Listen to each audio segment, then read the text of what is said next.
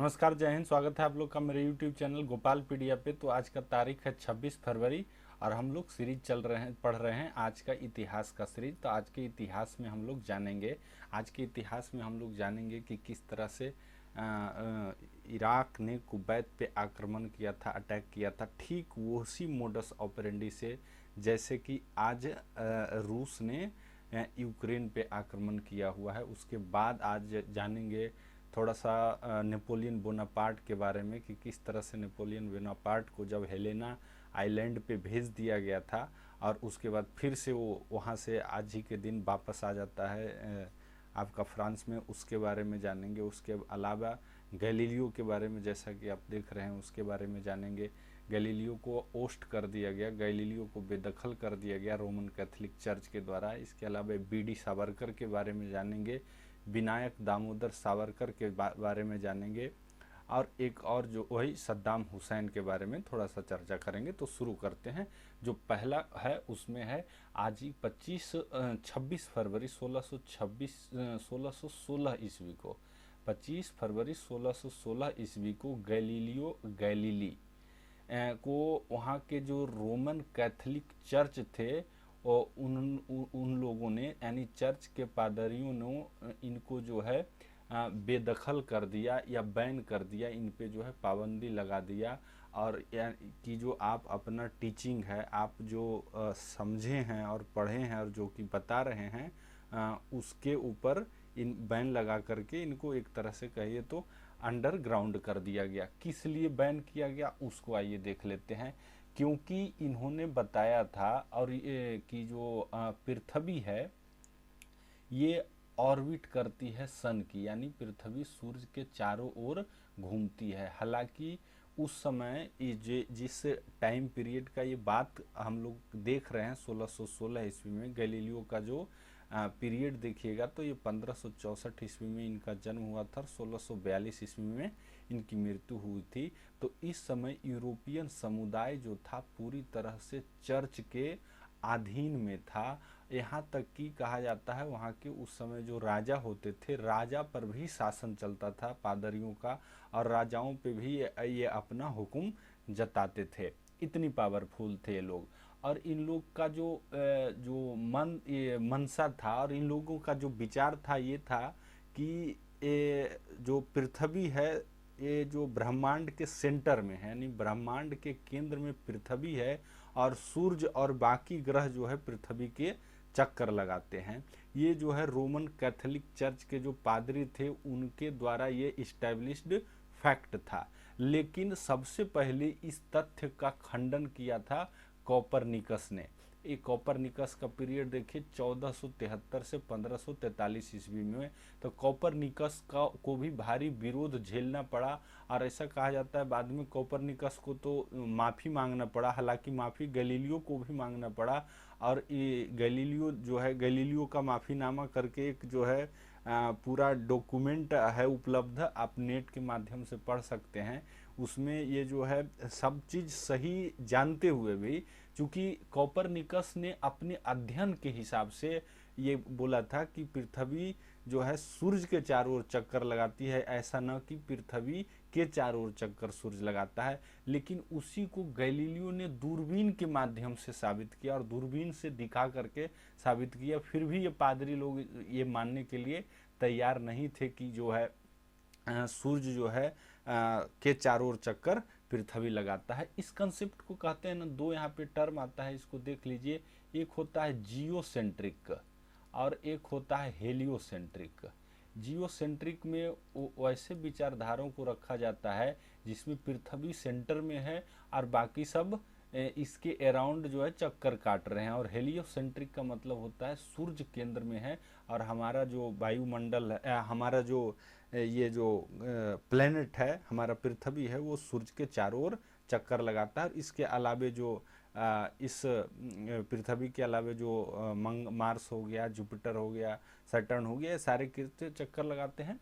सन के चक्कर लगाते हैं। इस कंसेप्ट को हेलियोसेंट्रिक कहा जाता है। गैलीलियो ने इसको साबित किया दूरबीन के माध्यम से, फिर भी ये पादरी लोग नहीं माने।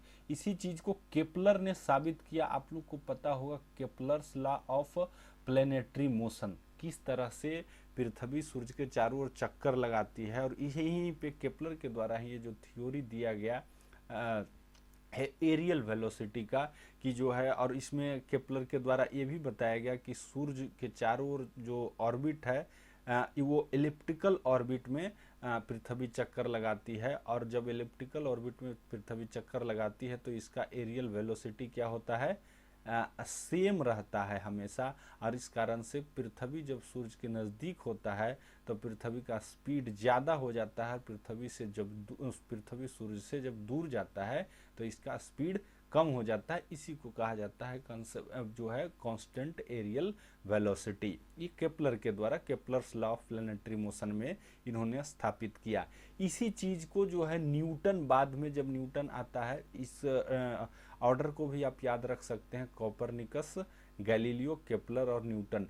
न्यूटन इसी चीज को अपना जो थ्योरम है ग्रेविटेशनल थ्योरम, उसके द्वारा साबित करता है कि किस तरह से पृथ्वी, सूर्य और बाकी सब ग्रह जो है आपस में बैलेंस हैं। तो gravitational universal law of gravitation जो कहते हैं, गुरुत्वाकर्षण का सर्वात्रिक सिद्धांत जो न्यूटन के द्वारा दिया गया, उसके हिसाब से इन्होंने साबित किया कि पृथ्वी के चारों ओर चक्कर सभी नहीं लगाते हैं, बल्कि पृथ्वी सूर्य के चारों ओर चक्कर लगाता है। और इसके बाद न्यूटन के आते समय तो और ब्रह्मांड का और जो भी जो अनछुआ पहलू था उसके बारे में भी लोग जानना शुरू कर दिए। और बाद में जब आइंस्टीन का पीरियड आता है, आइंस्टीन के तो ये आधुनिक काल के हो गए हैं, भारत के आज़ादी के समय भी थे, और गांधी जी के जो है काफ़ी एक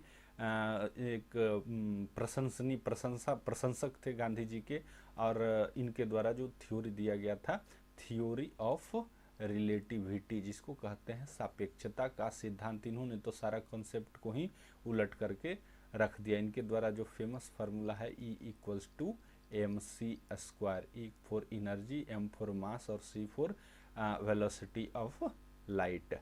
नेक्स्ट है, आज ही के दिन स्वतंत्रता सेनानी BD सावरकर यानी विनायक दामोदर सावरकर का निधन हो गया था 26 फरवरी 1966 को।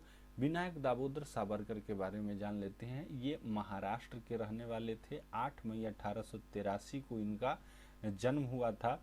ये जो है ये क्रांतिकारी थे, स्वतंत्रता सेनानी थे। इनिशियल स्टेज में, प्रारंभिक काल में इन्होंने जब प्रारंभिक काल इनका देखिएगा तो 1905 जो सबसे पहला जो आंदोलन बंगाल विभाजन के विरोध में जो आंदोलन शुरू हुआ था, उसके बाद से ये सक्रिय रूप से आते हैं। और उस समय ये क्रांतिकारी दल अपना जो स्थापित करते हैं, जिसका नाम अभिनव भारत, यहाँ पे देख सकते हैं 1904 में इनके द्वारा अभिनव भारत का स्थापना किया गया था। बाद में जैसे जैसे इनका जो है रोल चेंज होते चला गया, उसके बाद स्वतंत्रता सेनानी फिर सोशल रिफॉर्मर के रूप में आए। ये हिंदू तो थे ही, उसके साथ साथ हालांकि हिंदू धर्म में जो उस समय कुरीति थी उसके खिलाफ थे, उसके भी अगेंस्ट में बात करते थे। इतिहासकार थे, इनके द्वारा खास करके 1857 की जो क्रांति हुई थी इस पे काफ़ी बृहद इन्होंने स्टडी किया और उस पे बुक लिखी। 1857 की क्रांति को इन्होंने ही भारत का पहला स्वतंत्रता संग्राम घोषित किया था। कई एक बार एग्जामिनेशन में पूछा गया था। नेता तो थे ही, इसके साथ साथ विचारक थे। जो हिंदुत्व शब्द जो आज सुनते हैं ज़्यादातर, तो हिंदुत्व शब्द के जो क्वाइन करने वाले थे, उस हिंदुत्व शब्द को जो प्रचलन में लाए, ये BD सावरकर ही थे। साथ ही साथ जो वैसे हिंदू जो जिनको ज़बरदस्ती अलग धर्म में परिवर्तित कर दिया गया था, उनको भी पुनः से हिंदू धर्म में लाने का भी इन्होंने बहुत प्रयास किया। देखिए अभी जो है ये अगर आप पढ़ते हैं, ये आधुनिक 2000 ईस्वी के बाद पैदा हुआ कोई व्यक्ति अगर इसको पढ़ता है तो लगता है थोड़ा स्ट्रेंज जैसा, लेकिन अगर उस समय का सिचुएशन देखिएगा तो आपको लगेगा कि नहीं, जो है ये जायज़ था। क्यों, थोड़ा सा समझ करके देखिए। अंग्रेज़ों के आने से पहले भारत 1206 ईस्वी से लेकर के लगातार मुसलमानों का गुलाम था। और देखिए, जो भी शासक शासन करने आता है तो अपनी विचारधारा को बढ़ावा देता है। तो उस समय जितने हिंदू थे उनको मुस्लिम में परिवर्तित किया गया, साम दाम दंड भेद। और उसके बाद जब मुस्लिमों को शासक के रूप में अंग्रेज़ों ने रिप्लेस किया, तो अंग्रेज़ों का तो ये पॉलिसी ही था कि जैसे ही पहले ये ट्रेड करने जाते थे, ट्रेड करने के साथ साथ फिर जो है अपना ये धर्म प्रचार करते थे, और फिर धर्म प्रचार करते करते वहाँ के शासक बन जाते थे। तो ये उस समय की ज़रूरत थी। अगर इस तरह की आप, और विनायक दामोदर सावरकर आप अकेले नहीं थे, इनके इनसे पहले भी आपको पता होगा जो स्वामी दयानंद सरस्वती, उनके द्वारा प्यूरिफिकेशन मूवमेंट चलाया गया था, शुद्धि आंदोलन चलाया गया था। इसके अलावा यहाँ पे देख लिए धर्म वापस लौटने के लिए इनको स्वतंत्र वीर या वीर सावरकर के नाम से भी जाना जाता है। कुछ दिन पहले जब महाराष्ट्र में चुनाव होने वाला था तो इनको ऐसा हवा बनी थी कि इनको जो है भारत रत्न देने का मोदी सरकार सोच रही है। हिंदू पहचान बनाने के लिए हिंदुत्व शब्द इन्हीं के द्वारा गढ़ा गया। जो है ये पॉलिटिकल फिलॉसफी, किस तरह से जो एक राज्य का शासन होना चाहिए उन पर भी इनका विचार था। और ये जो है ना पूरी कट्टर तर्कवाद थे, यानी रेशनल व्यक्ति थे, किसी भी चीज़ को आसानी से नहीं मानते थे जब तक कि उसमें कोई तर्क नहीं हो। रूढ़िवादों के विश्वास के अगेंस्ट थे, यानी ये कंजर्वेटिव नहीं थे। उस समय के और बहुत सारे जो तत्कालीन नेता थे उनसे ये हटके थे। ये जो है इनकी मृत्यु जब हुई थी 1966 में, तो इन्होंने एक पद्धति, आपको पता होगा अगर जैन धर्म पढ़े होंगे तो, जिसको संलेखन कहा जाता है, उसको सिंपली समाधि या संथारा के नाम से भी जाना जाता है। जब व्यक्ति को लगता है कि अब जो है मेरा जीवन ज़्यादा नहीं बचा है, तो वो जो अपना खाना, पहले तो जो है खाना त्याग करते हैं और उसके बाद धीरे धीरे पानी भी त्याग कर देते हैं, और इसके तहत जो है अपना जीवन त्याग देते हैं। इसी पद्धति को संलेखन पद्धति कहा जाता है, संलेखन या संथारा। ये जो है जैन जो धर्म है उसमें, जैन धर्म आपको पता है श्वेतांबर और दिगंबर है, तो ये जो श्वेतांबर प्रथा के जो लोग हैं उनमें ये ज़्यादा प्रचलित है। आपको पता होगा कि चंद्रगुप्त मौर्य ने भी, जो मौर्य वंश के संस्थापक थे, उन्होंने भी अपना शरीर त्याग इसी पद्धति, संलेखन पद्धति के द्वारा ही किया था। 10 मई 1907 ईस्वी को इंडिया हाउस जो था ना, ये लंदन में था, और इसका स्थापना जो है श्यामजी कृष्ण वर्मा के द्वारा किया गया था। उस समय भारत की आज़ादी को लेकर के और भारत में जो अंग्रेज़ों के द्वारा एट्रोसिटीज़ किया जाता था उसको लंदन में प्रचार करने के लिए ये जो है एक तरह की संस्था थी। तो उसी का स्वर्ण जयंती मनाया जा रहा था, कब, 1907 में। और उसी स्वर्ण जयंती में जो बीडी सावरकर थे एक भाषण दे रहे थे, और उसी भाषण में इन्होंने अपने रिसर्च किए गए तथ्यों के आधार पर 1857 की जो सिपाही विद्रोह था उसको इन्होंने भारत का प्रथम स्वतंत्रता संग्राम घोषित किया। 1908 में इनके द्वारा एक बुक लिखा गया जिसका नाम है the Indian bar of independence 1857। इसके अलावा इनका एक यही है द हिस्ट्री ऑफ, एक और बुक लिखा गया the history of the war of Indian independence. 13 मई 1910 को ये जब पेरिस से लौट रहे थे तो इनको जो है गिरफ्तार कर लिया गया था। एक्चुअली में यहाँ पे क्या हुआ था, 1909 ईस्वी में मदन लाल धिंगरा एक क्रांतिकारी थे, उन्होंने लॉर्ड कर्जन विलियम बाइली को जो है हत्या कर दी थी। और उस समय की अंग्रेजी शासक ने ऐसा एलिगेशन लगाया कि उनको जो है आर्म्स सप्लाई करने का और बम बनाने का तरीका जो है बीडी सावरकर ही बताए थे। उसी बेसिस पर इनको गिरफ्तार कर लिया। और जब भारत वापस इनको लाया जा रहा था तो एक बार जो है ये जहाज से ही भागने का प्रयास भी किए थे, लेकिन फिर इनको बाद में दोबारा गिरफ्तार कर लिया गया और इनको 2 बार आजीवन कारावास की सजा सुनाई गई, जो कि उस समय विश्व के इतिहास की पहली और कोई अनोखी ऐसी घटना है कि एक ही व्यक्ति को एक ही जीवन में 2 बार आजीवन कारावास सुनाने का क्या मतलब है, क्या औचित्य है और इसका क्या ज्यूरिस्प्रूडेंस हो सकता है, ये आज तक किसी को समझ में नहीं आया। और उसी के बाद से इनको जो है यहाँ से एक्स्ट्राडाइट कर दिया और प्रत्यर्पण करके 1911 से लेकर के 1921 तक इनको पोर्ट ब्लेयर जो आपका अभी वर्तमान में अंडमान निकोबार में है, वहाँ पे जेल में इनको रखा गया और सश्रम कारावास इनसे कराया गया। जो भी उस तरह के व्यक्ति होते थे अंग्रेजों को, जिससे अपना लगता था कि इसके भारत में रहने से हमारा हित को नुकसान होगा, तो उसको इसी तरह से निर्वासित कर देते थे और वहाँ पे ज़बरदस्ती काम कराया जाता था, टॉर्चर किया जाता था, भूखा रखा जाता था। इन्होंने अपनी आने के बाद अपना बुक में लिखा है कि जो है वहाँ पे सरसों का तेल निकाला जाता था और उसमें जो है इनको बैल के स्थान पर, यानी आदमी को जानवर के स्थान पे कंधा पे जो आप देखे होंगे अगर उस तरह का मशीन, तो आपको आइडिया होगा, कंधा पे आदमी को लेकर के उसको घूमना पड़ता था ताकि जो है तेल निकल सके। तो इस तरह का जो उसके अलावे जो आपको पता है अंडमान निकोबार एक जो है आइलैंड है, पहाड़ी इलाका है, जंगली इलाका है, इन लोगों से साफ कराया जाता था, रोड बनवाया जाता था, हर तरह की क्रूरता कमिट की जाती थी। बाद में 1920 में इनको जो है वल्लभ भाई पटेल और बाल गंगाधर तिलक, चूँकि ये दोनों थोड़ा गर्म मिजाज के थे और बी डी सावरकर भी गर्म मिजाज के थे, तो इन दोनों के रिक्वेस्ट पे अंग्रेजी सरकार ने इनको वापस जो सेल्यूलर जेल था वहाँ से वापस इनको बुला लिया गया।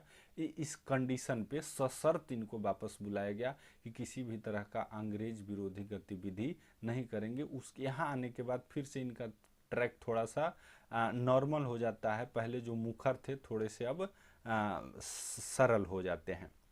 नेक्स्ट जो आज का इम्पोर्टेंट है वो ये है कि आज ही के दिन 26 फरवरी 1951 को तत्कालीन इराक के जो तानाशाह थे सद्दाम हुसैन, उन्होंने अपनी सेना को कुवैत से वापस बुलाने का घोषणा किया।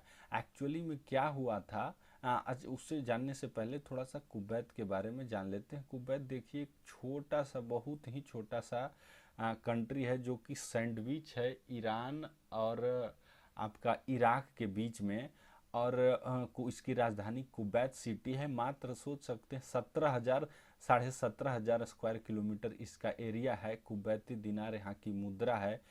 मात्र 4.27 मिलियन यहाँ जनसंख्या है 2020 के आंकड़े के अनुसार, और वर्तमान में यहाँ के प्रधानमंत्री सवा अल खालिद अल सबा है। तो एक छोटा सा कंट्री है, लेकिन जो है पर कैपिटा इनकम इसका बहुत ज़्यादा है, क्योंकि इसका जो भी इनकम है तेल से ही यहाँ का इनकम होता है, बहुत संपन्न है उस मामले में। तो आज के दिन को कुवैत लिबरेशन डे के रूप में भी जाना जाता है। क्यों? पहले ही आपको बताए थे कि सद्दाम हुसैन ने, जो कि इराक के शासक थे, तानाशाह थे, उन्होंने अपनी सेना को वापस बुला लिया।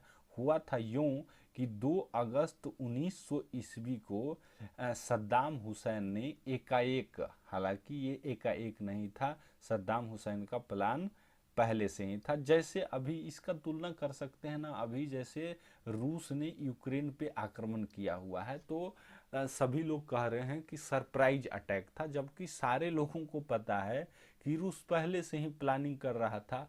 अब ये थोड़े ही बता देगा प्लानिंग करने, अटैक करने से पहले कि हाँ हम इस दिन को इतना बजे अटैक करने वाले हैं, ये तो कोई नहीं बताता है। तो उसी तरह से कुछ खास कारण थे जिस वजह से जो इराक है, इराक जो है कुवैत के साथ इसका कुछ बन नहीं रहा था, और एकाएक 2 अगस्त 1900 ईस्वी को सद्दाम हुसैन ऐलान करता है और उसके बाद वहाँ की ट्रूप जो इराक की सेना है अटैक कर देती है कुवैत को, और मात्र 2 दिन में पूरे कुवैत को, एक तो छोटा सा एरिया है तो कितना टाइम लगेगा, 2 दिन में पूरे कुवैत को अपने अंडर में ले लेती है और वहाँ पे अपना एक जो है रिपब्लिक ऑफ कुवैत नाम से एक पपेट गवर्नमेंट बना देती है। जैसा कि अभी अनुमान लगाया जा रहा है कि पुतिन साहब का भी मंशा यही है कि जितना जल्दी से जल्दी हो सके वहाँ का जो अभी वर्तमान में राष्ट्रपति हैं यूक्रेन के व्लादिमीर वोलोंस्की, उनको बेदखल करके और एक अपना जो कि प्रो रसिया हो उस तरह का एक सरकार बना दें। और हुआ क्या, अब ये 2 अगस्त को तो अटैक किया, 4 अगस्त को ये पूरा तरह से कुवैत सरेंडर कर गया और अपना सरकार भी सद्दाम हुसैन बना दिया।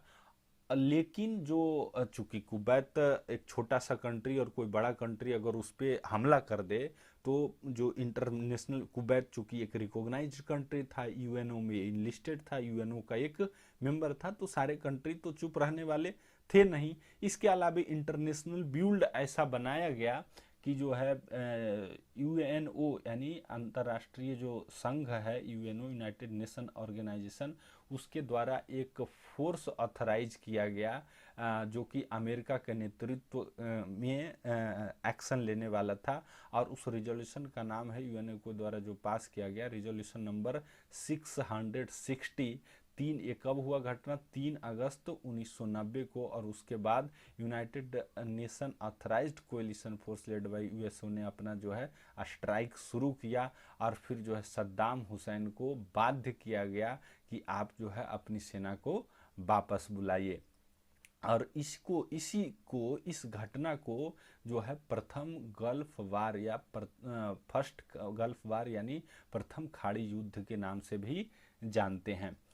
जब इराक की सेना वापस जा रही थी तो एक कहावत है ना कि जो है खिसियानी बिल्ली खंभा नोचे, उसी वाला हाल हो गया। जाते समय जितना बर्बाद कर सकता था उतना बर्बाद किया। कहा जाता है 600 से भी ज़्यादा जो वाइल्ड टैंक से थे, तेल का कुआं था जो कुवैत का, उसको जो है उसमें आग लगा करके और वापस चला गया। जितना भी ज़्यादा हानि कर सकता था हानि किया। जब कुवैत को आज़ाद घोषित किया गया था और रिपब्लिक ऑफ कुवैत इस्टेब्लिश किया गया था, उसके कुछ दिन बाद ही सद्दाम हुसैन ने कुवैत को अपना यानी इराक का 19वां प्रोविंस यानी 19वां प्रांत घोषित कर दिया गया था। इससे सारे लोगों को लगने लगा कि जो है अब तो इराक कुवैत जो है मैप से ख़त्म हो गया, अब कुवैत नाम का कुछ रहा ही नहीं। तो इसी कारण से क्या हुआ कि जो, और यहाँ पे एक कारण और था कि जो है पहले इसमें उसको जानने के लिए आपको थोड़ा सा ईरान इराक युद्ध के बारे में जानना पड़ेगा कि क्या क्या कारण हो सकता था कुवैत पे आक्रमण करने का इराक के द्वारा। इसको कभी जब एक स्पेशल अटैक के बारे में पढ़ेंगे तो उस समय इसको देखेंगे डिटेल में, लेकिन यहाँ पे थोड़ा सा ब्रीफ समझ जाइए। आपको पता है 1879 में ईरान में जो है रिवॉल्यूशन हुआ था और जिसको इस्लामिक रिवॉल्यूशन के नाम से जानते हैं। और ईरान जो है एक शिया जो है आधिपत्य का कंट्री है, वहाँ पे ज़्यादा पॉपुलेशन शिया का है। और वो चूँकि उसके अलावे जो कंट्री है उसके साइड में वो सुन्नी मेजॉरिटी कंट्री हैं, तो ये ईरान वगैरह इराक वगैरह नहीं चाहता था कि इस तरह का जो क्रांति हुआ है ईरान में वो हमको भी असर करे। और इन सब कारणों के अलावा और भी बहुत कारण थे जिस कारण से 1980 के बाद के दशक में लगभग 8-9 साल तक ईरान और इराक के बीच में युद्ध चला था। और इस ईरान इराक के युद्ध के समय कुवैत इराक को बहुत मदद किया था। कहा जाता है कि $14 बिलियन पैसा से मदद किया था। कौन? कुवैत, एक छोटा सा कंट्री, किसको? इराक को। और बाद में इस युद्ध के बाद इराक का हालत बहुत पतला हो गया और ये पैसा वापस करने के मूड में नहीं था। ये कहा जाता है ये भी एक कारण था कि जो है इराक हमला कर दिया किस पे? कुवैत पे। यानी पहले कुवैत समर्थन किया इराक का और बाद में इराक जो है अटैक कर दिया किसको? कुवैत के ऊपर। और इसके अलावे जो और कुछ कारण हैं, उन कारणों में से एक ये है कि ईरान जो कुवैत है अपना तेल का प्रोडक्शन, जो ऑयल का प्रोडक्शन है वो बहुत ज़्यादा बढ़ा दिया था, जिस कारण से जो ऑयल प्राइस है वो बढ़ नहीं रही थी और उस कारण से इराक को बहुत लॉस हो रहा था। और प्रोडक्शन जो एक संस्था है, आपका नाम हो सुने होंगे, OPEC, organisation of petroleum exporting countries. इस संस्था जो है ये रेगुलेट करती है कि कोई भी कंट्री कितना जो है तेल उत्पादित कर सकता है, ताकि इंटरनेशनल मार्केट में तेल का दाम ना तो ज़्यादा बढ़ जाए ना ज़्यादा घट जाए। तो इसके द्वारा जो प्रेस्क्राइब्ड लिमिट था उससे भी ज़्यादा कुवैत जो है प्रोडक्शन कर रहा था, और इस कारण से भी जो है इराक इससे नाराज़ था। और इन सबों कारण जब सब बहुत सारा कारण कल्मिनेट होता है तो जो है किसी तरह का एक बड़ा एक्शन लिया जाता है, और वही इराक ने किया और कुवैत पे आक्रमण कर दिया। नेक्स्ट जो आज है कि 1815 ईस्वी में नेपोलियन जब पहली बार इसको युद्ध में हारा था, और हारने के बाद नेपोलियन को एक एल्वा द्वीप है, एल्वा नाम का द्वीप है, वहाँ पे इसको निर्वासित कर दिया गया था। लेकिन 1815 में ये युद्ध हुआ था, इसका ये नाम याद रखिए, ये जो है बैटल ऑफ लेप्जिंग। बैटल ऑफ लेप्जिंग हुआ था 1813 ईस्वी में, और 1813 ईस्वी में इस युद्ध के बाद इसको भेज दिया गया था कहाँ, एल्वा द्वीप पे। लेकिन फिर कुछ समय वहाँ रहने के बाद 1815 में जो है वहाँ से फिर से भाग गया, और जा करके अपना फ्रांस में फिर से अपना जो है साम्राज्य स्थापित कर लिया।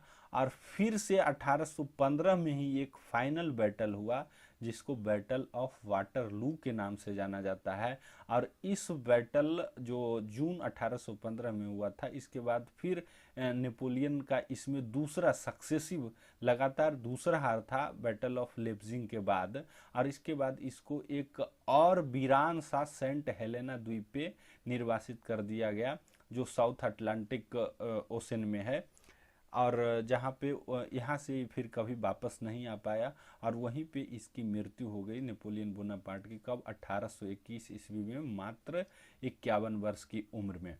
आपको पता है नेपोलियन बोनापार्ट जो है इनको एक जो है आधुनिक और अद्वितीय कौशल का सैन्य कमांडर माना जाता है। अभी भी जब बड़े बड़े संस्थानों में सैन्य कमांडरों को प्रशिक्षण दिया जाता है तो वहाँ पे नेपोलियन बोनापार्ट के बारे में बताया जाता है, क्योंकि नेपोलियन बोनापार्ट को अगर फ्रांस की रिवॉल्यूशन, फ्रेंच रिवॉल्यूशन के बारे में आप पढ़ेंगे तो ये हुआ था कब, 1789 ईस्वी में हुआ था। फ्रेंच रिवॉल्यूशन 1789 में हुआ था। इसके बाद वहाँ के जो शासक उस समय हुआ करते थे, उनका क्या नाम था, लुइस होते थे। और वर्तमान खास करके उस समय में 1789 में जो शासक थे, लुइस 16वें थे। लुइस 16वें वहाँ के शासक थे, और इस क्रांति 1789 की क्रांति के बाद वहाँ के शासक को पूरी तरह से उनके शासन को ख़त्म कर दिया गया। लेकिन देखिए, जहाँ कभी भी रिवॉल्यूशन होता है ना, रिवॉल्यूशन होने के बाद का जो टाइम होता है वो बड़ा क्रूशियल होता है। अगर उसको संभाल लेते हैं, कोई कंट्री संभाल लेता है तो वो सक्सेसफुल हो जाता है, और नहीं तो केओस हो जाता है। और फ्रांस के टाइम में और फ्रांस के टर्म में यही हुआ कि एक क्रांति तो हो गई, लेकिन इसके बाद का जो शासन हुआ, इसके बाद का जो पीरियड हुआ, वो बड़ा ही भयावह हुआ। मतलब उसको रेन ऑफ टेरर के नाम से जाना जाता है। मीन्स आतंक का शासन हो गया था। और ये तब तक चला जब तक कि पूरे शासन को नेपोलियन बोनापार्ट ने अपने हाथों में न ले लिया। और ये कब हुआ, तो जो है 1799 से 1804 ईस्वी तक नेपोलियन जो है डी फैक्टो लीडर बन गया, इसका, फ्रांस का। इससे पहले देख रहे हैं ये क्रांति हुई थी 1789 में। 1789 से 1799 तक 10 साल का जो पीरियड हुआ फ्रांस में, पूरा ब्लड सेड पीरियड उसको कहा जाता है। पूरा तरह से खून बहाया गया लोगों का, कत्ल, सरेआम कत्ल किया गया। जिसकी भी विचारधारा जो रूलिंग पार्टी की विचारधारा से नहीं मिलती थी, उसको एक स्पेशल टर्म ही दिया जाता है, रेन ऑफ टेरर। इसके बारे में, फ्रेंच रिवॉल्यूशन के बारे में कभी और हम लोग एक सेपरेट वीडियो बनाएंगे। तो 1799 से 1804, और 1804 में नेपोलियन बोनापार्ट ने अपने आप को फ्रांस का सम्राट घोषित कर दिया, और 1804 से लेकर के 1814 तक फ्रांस का सम्राट बना रहा। उसके बाद दो फाइट होता है, बैटल ऑफ लेप्जिग और बैटल ऑफ वाटरलू, जिसके तहत फ्रांस जो है पूरी तरह से नेपोलियन बोनापार्ट हार जाता है, इसको निर्वासित कर दिया जाता है, और इस तरह से नेपोलियन बोनापार्ट की समाप्त हो जाती है। और आज इस सेशन का भी इसी तरह से समाप्त होता है। तो आज आशा है आपको अच्छा लगा होगा। अच्छा लगा हो तो वीडियो लाइक कीजिए, चैनल सब्सक्राइब कीजिए, अपने दोस्तों के बीच शेयर कीजिए। Thank you very much.